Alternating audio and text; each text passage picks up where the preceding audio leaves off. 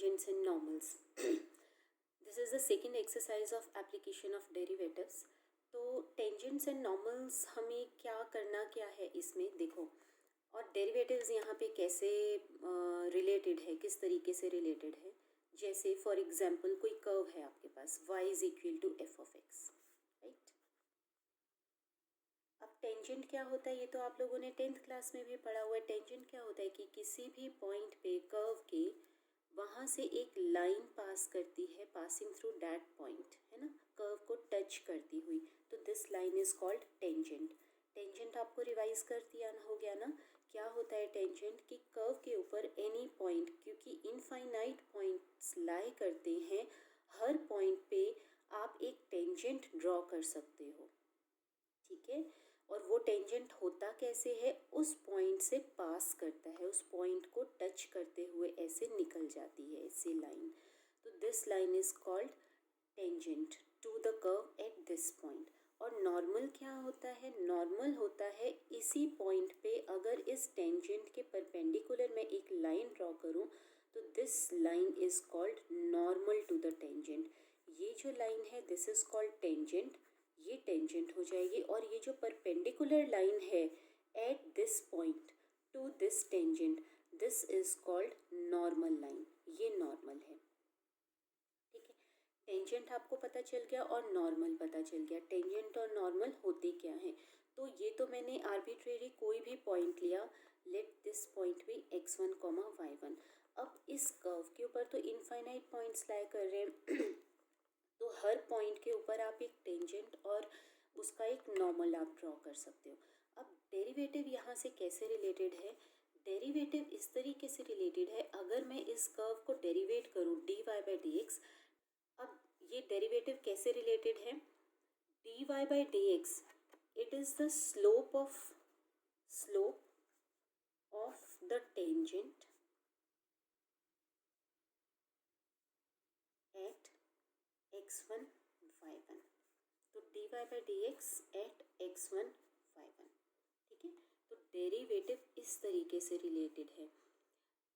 This shows कि ये जो एप्लीकेशन ऑफ डेरिवेटिव है, मतलब हम डेरिवेटिव को कहाँ अप्लाई कर सकते हैं, डेरिवेटिव को हम यहाँ पे भी अप्लाई कर सकते हैं to find the slope of this line. ये कौन सी लाइन है, टेंजेंट लाइन।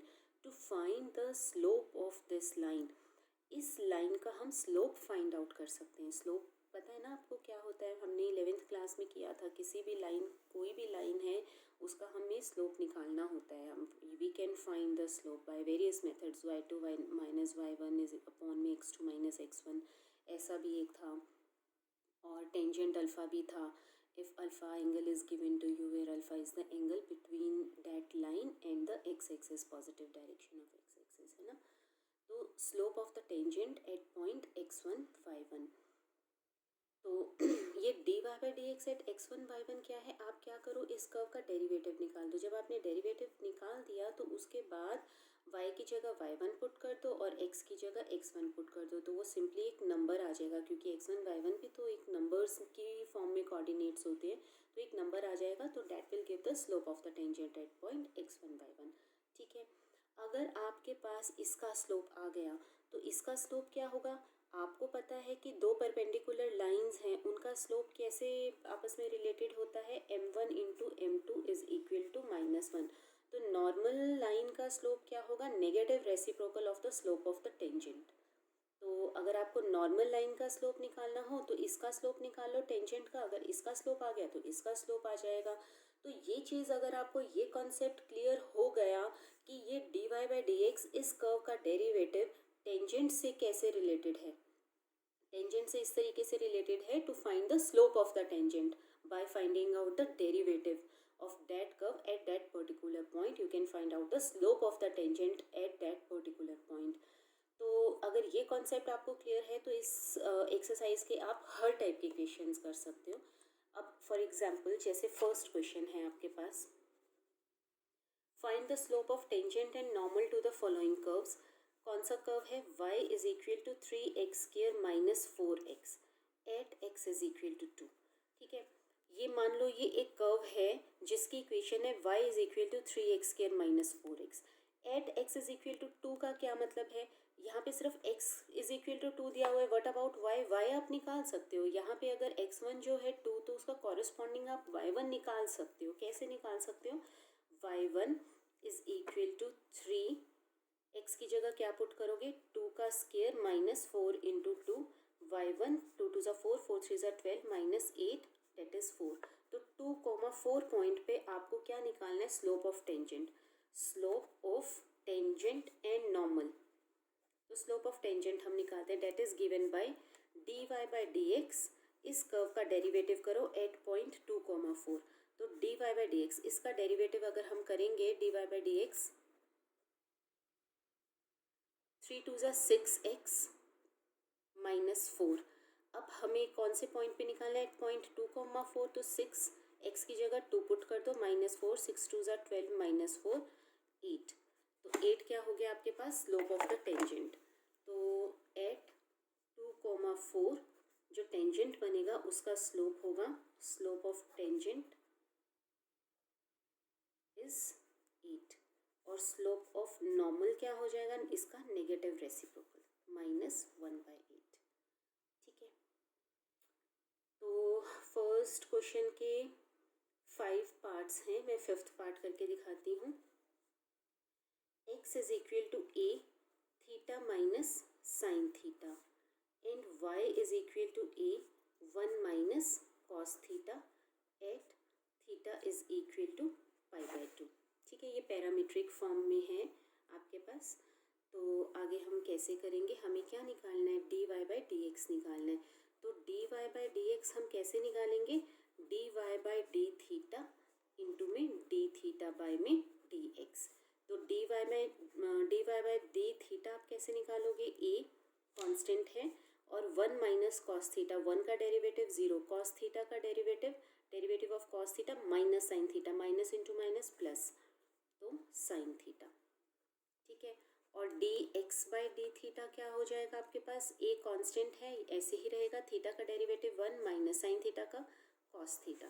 तो D Y by D X is equal to D Y by D theta, मतलब a इंटू में साइन थीटा इंटू में D theta by D X.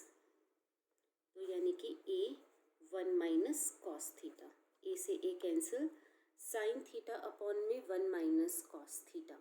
तो D Y by D X ये आ गया और थीटा क्या है, π/2. तो साइन π/2 अपॉन में 1 माइनस कॉस π/2. साइन π/2 क्या होता है, 1, और 1 माइनस कॉस π/2 क्या होता है, 0. तो 1 is the slope of the tangent. Slope of tangent क्या हो जाएगा, at theta is equal to π/2 is 1, और नॉर्मल का slope -1, negative reciprocal. Find the equation of the tangent to the curve. Curve है आपके पास x² plus 3y is equal to 3 which is parallel to the line y minus 4x plus 5 is equal to 0. y minus 4x plus 5 is equal to 0. देखो question में वो क्या कह रहे हैं, find the equation of the tangent to the curve. ये curve है हमारे पास, find the equation of tangent to the curve. अब इस कर्व पे तो बहुत सारे टेंजेंट्स बन सकते हैं, लेकिन वो वाला पर्टिकुलर टेंजेंट लेना है, दैट पर्टिकुलर टेंजेंट, इसकी इक्वेशन आपको निकालनी है, which is parallel to the line. This tangent is parallel to the line y minus 4x plus 5 is equal to 0. ठीक है, क्वेश्चन आपको समझ में आ गया. ये कर्व आपको गिवन है, ये कर्व है x² plus 3y is equal to 3. वो कह रहे हैं find the equation of the tangent to the curve. ये जो टेंजेंट है इसकी इक्वेशन निकालनी है. अब ये टेंजेंट कहाँ है, जहाँ पे भी है, but this tangent is parallel to this line. अगर ये दोनों लाइंस आपस में पैरेलल हैं तो इन दोनों लाइंस का स्लोप सेम हो जाएगा. तो इसका स्लोप क्या हो जाएगा, इसका स्लोप हो जाएगा 4. कैसे, y is equal to 4x minus 5, y is equal to mx plus c. Therefore slope क्या हो जाएगा, 4. इसका स्लोप हो गया 4, तो इसका भी स्लोप क्या हो गया, 4. तो slope, therefore slope of tangent to the curve is 4 हो गया।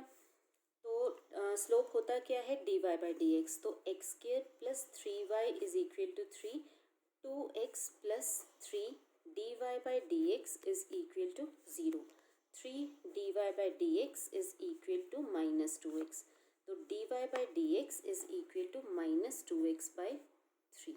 ये स्लोप हो गया। अब हमें नहीं पता ये कौन से पॉइंट पे है, तो minus 2x by 3 is equal to 4 होना चाहिए, 2 2 ज़ा 4, तो x is equal to -6, x क्या हो जाएगा -6। अगर x -6 है तो कॉरेस्पॉन्डिंग y भी आ जाएगा, तो 3y इज इक्वल टू, यहाँ से from 1, 3y is equal to 3 minus X square. अगर x -6 है तो कॉरेस्पॉन्डिंग y क्या हो जाएगा, -6 का whole square. 3y is equal to 3 minus 6 6 36, तो डेट इज 33 माइनस 33, तो y इज इक्वल टू -11, तो -6 -11 ये पॉइंट हो जाएगा। तो ये कौन सा पॉइंट हो गया, -6 -11।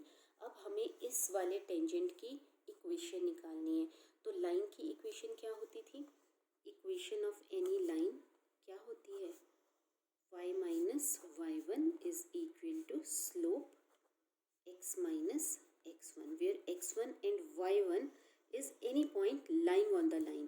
तो y माइनस y1 क्या हो जाएगा, -11 यानी कि +11, और स्लोप क्या हो जाएगा आपके पास 4, x माइनस x1 क्या है -6 यानी कि +6। इसको रीराइट करेंगे, y plus 11 is equal to 4x plus में 24, 4x minus y is equal to plus 24 minus 11 यानी कि +13 इज इक्वल टू 0।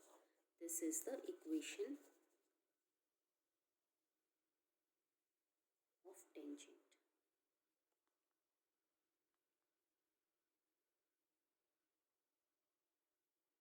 हमारी एक्सरसाइज है 8.2। इसी टाइप के क्वेश्चंस हैं। इसमें जो कॉन्सेप्ट तो आपको क्लियर हो गया, लेकिन इसमें जो सबसे ज़्यादा ज़रूरी है, जो हमने स्ट्रेट लाइंस वाला चैप्टर किया था 11th क्लास में, उसके काफ़ी सारे कॉन्सेप्ट्स इसमें यूज़ होंगे। इक्वेशन ऑफ द लाइन और स्लोप कैसे निकाला जाता है। तो वहाँ पे अगर आपको कोई भी दिक्कत आती है तो आप मुझसे दोबारा से उसको पूछ सकते हो क्या है। तो ये एक्सरसाइज एक्चुअली बहुत इजी है, आप इसको करके देखना। इसी टाइप के क्वेश्चंस आपको मिलेंगे। इसमें अगर जो आपको थोड़ी बहुत दिक्कत ये आ सकती है कि 11th के कॉन्सेप्ट्स जिनके अगर थोड़े बहुत वीक हैं तो उनको थोड़ी प्रॉब्लम आ सकती है, अदरवाइज़ इट्स क्वाइट इजी। तो आप इसकी पूरी एक्सरसाइज करोगे, सारे क्वेश्चंस करोगे और एग्जाम्पल्स भी सारे करोगे, और उसमें अगर कोई दिक्कत आ रही है या कोई भी डाउट है तो आप मुझसे पूछो, ठीक है। Okay, bye bye.